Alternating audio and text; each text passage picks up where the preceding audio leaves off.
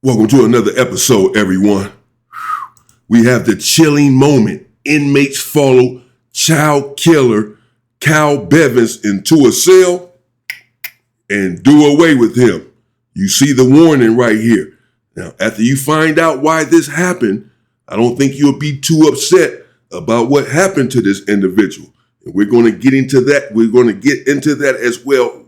The child killer that is one Cal Bevins, who unalived a very small child, his girlfriend's daughter, Lola James, who was like 1 year old or something. Look at this.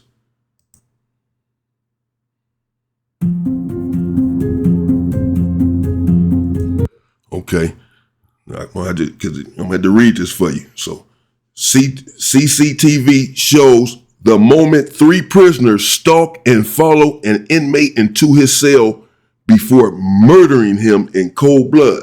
So these are the three inmates right here, some older dudes. But no one likes a child killer. Lee Newell, 57 years old, Mark Fellows, 47 years old, and David Taylor, 64. Can be seen laughing and joking with each other at around 4 p.m. on November 4th, 2025, inside HMP Wakefield. This is the prison, HMP Wakefield. So it's Lee Newell, 57 years old. Again, I looked at it, I said, well, these are older individuals. Malik Fellows, 47, and David Taylor, 64. The youngest one is 47. The oldest being 64 years old. These are older individuals, probably have life in prison, nothing else to lose. 64 and 57 years old, not a whole lot of life left. It's like, I might as well go out for something. Check this out. This child killer, Cal Bevins, he's there as well. And these three individuals are about to follow him into the cell.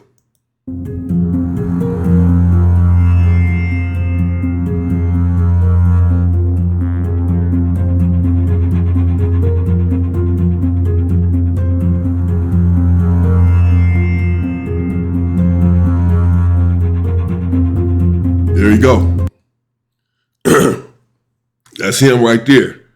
An hour and 45 minutes later, they spot child murderer Cal Bevin, 33, and casually follow him towards his cell on the 4th floor of the prison.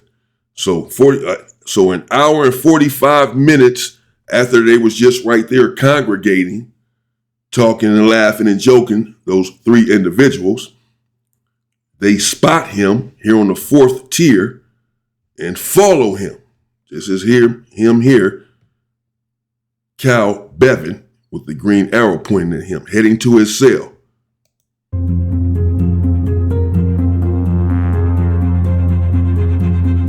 He looking back. He knows, look, he looking back. He knows something up. Look, he looking. Dude go play it off to the stair. Look, oh man, it's over. Look. Oh, it's a wrap. While inside, the trio brutally attacked Bevin, stabbing him 25 times with makeshift weapons, including a piece of metal taken from the back of a television. Wow. You can see the last dude, when he goes in there, you can see him going for his thing. You can catch the last footage of that as he's going into the cell, the last one.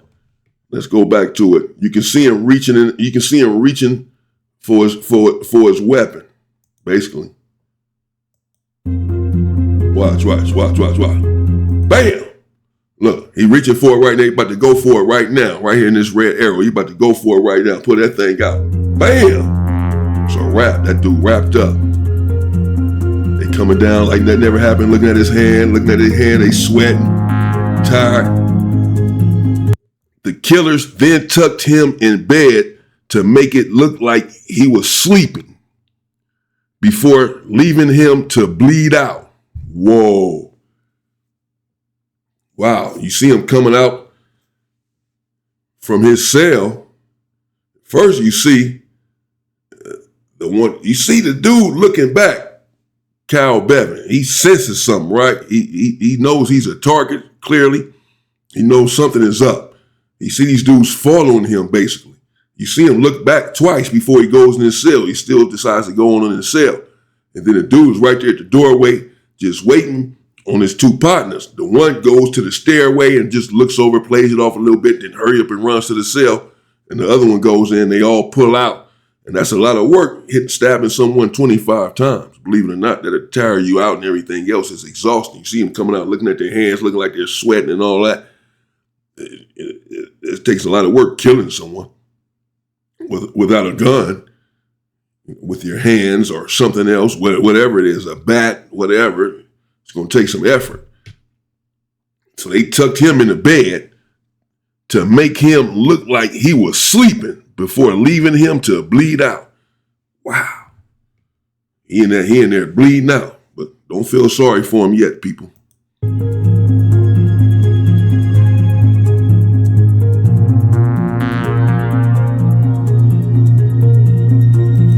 Bevan was not discovered until the following morning when prison staff were tipped off by an inmate. Wow.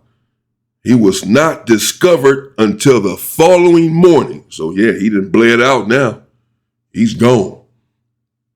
The next day, that's when they catch him. He get in there with 25 stab wounds. If he had any chance, it was within the first hour or something. Maybe if they'd have got to him. But the next day, so he didn't bled out. Yeah, it's over. They wrapped him up and bled. And the only reason they even know anything about it now, what about the counts? Y'all don't have count there? The only reason they even know anything now is because they say an inmate tipped it off. They didn't go find them themselves. An inmate had to tip them off. There he is right there. Cal Bevan was serving a life sentence with a minimum tariff of 28 years for murdering his partner's 2-year-old daughter, Lola James, in 2020. That's this guy here. Okay, so let's get to that. Let's get to this guy here and exactly what he was in prison for. Okay? Let's get to that so we'll understand why this happened to that individual, Cal Bevan. Before you feel sorry for him, with those 3 gentlemen, those 3 heroes following him into the cell and ending his miserable life. Look what he was in prison for, along with this girl's mother. Is him. He's not the father. He's just dating this girl. Ladies, be careful who you let into your home and around your children. And the mother of the child, but I'm saying ladies, be careful, but hell, children, be careful, because she was also incarcerated for this. But look at what he was locked up for before you feel sorry for him. Lola was a very young child, 2 years and 10 months old. She was particularly vulnerable, not being strong enough to resist or old enough to tell anyone what was happening. Kyle Bevan was in a position of trust, having assumed the role, as he described himself to the ambulance crew, of Lola's stepfather. He described himself to the ambulance crew as Lola's stepfather. So this is at his sentencing right here. At his sentencing, this is why he's being sentenced. But look at what he did to this little girl. He started to hurt Lola at midnight, and he carried on until she was unconscious at 6:30 a.m. He did not stop when Sinead James nearly caught him in the act when she heard Lola scream at midnight. This was a sustained, deliberate, and very violent attack. The attack was completely unprovoked. There is no suggestion that Lola was playing up in any way before she was killed. The attack would have caused both mental and physical pain and suffering before the onset of coma. It was the culmination of several months of physical child abuse. Well, Sky's Becky Johnson joins me now from Swansea Crown Court. Becky, an absolutely horrific case, this.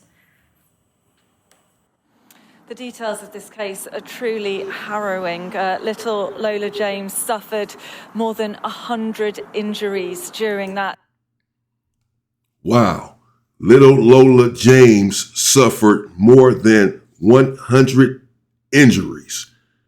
The judge at the sentencing, as we just heard, alluded to the fact that he had started this attack on this precious little child at midnight. And the child was crying out and what have you.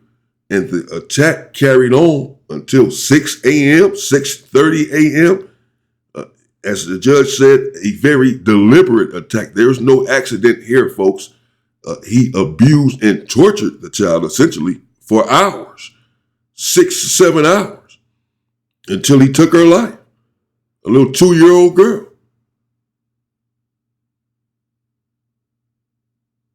She suffered more than 100 injuries. How can she have 100 injuries? How does someone have 100 injuries? 100 injuries? Not 100 hits. 100 injuries. Broken up in places. 100 different times. Tortured, brutalized this little baby. Yeah, so don't feel sorry for him. When you see the 3 individuals there follow him into the cell and do the same thing to him, essentially, that he did to this little girl. He only got 25 stab wounds. He got away lucky. She had 100 injuries. She could not defend herself, as I'm sure he could not defend himself against these 3 individuals, though older, certainly determined to finish the job. And it was 3 of them against 1, as we see. So he didn't really have a chance, I'm sure, not a chance in there. I'm sure he still did not suffer in no way the way that this little child did. But what's good for the goose is indeed good for the gander. Eye for an eye. He took her life in the most horrific way, and he lost his life in the most horrific way. I'll say he had it coming. Let me know what you think in the comments. I'm going to leave it there. It's a bit graphic. You go check it out. Again, his name is Kyle Bevan. Her name was Lola James. And if you want the details exactly as to exactly what happened, then do some research and check it out. Because again, I want YouTube to be, it's a lot going on here. That's the gist of it.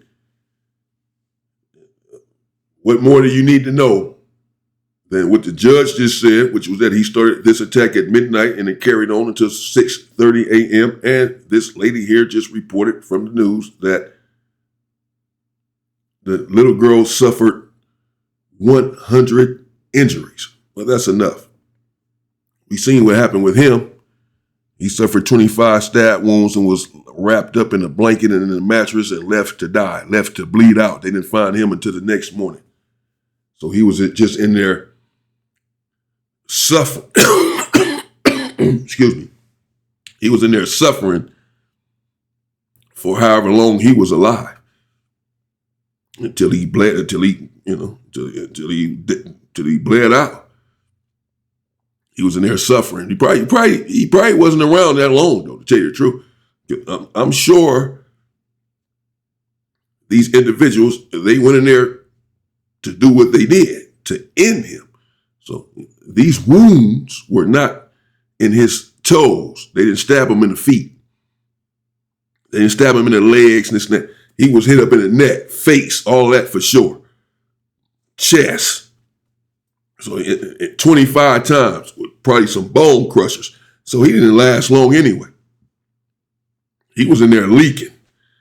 He was in there. You see, he didn't get up to try to get some help. They didn't find him till the next day. He didn't come to the door and try to call for help. He was already gone in there. So he didn't last long anyway. Shout out to those 3 individuals that did that. That's what happens when you go to prison and you are a child killer. You will not last long. You're going to lose your life. Understand that. If you are an abuser of children in any way, you're going to suffer this same fate and no one is going to care. No one is going to miss you. The COs are going to turn their head to the situation. They don't care. They have children as well. They're not going to save you. You're on your own as you should be. Think about what you do before you do it. Let me know what you think in the comments. Did Cal Bevan have this coming? Will some of you all pray for him and his soul tomorrow at church? Stay safe and stay free, people.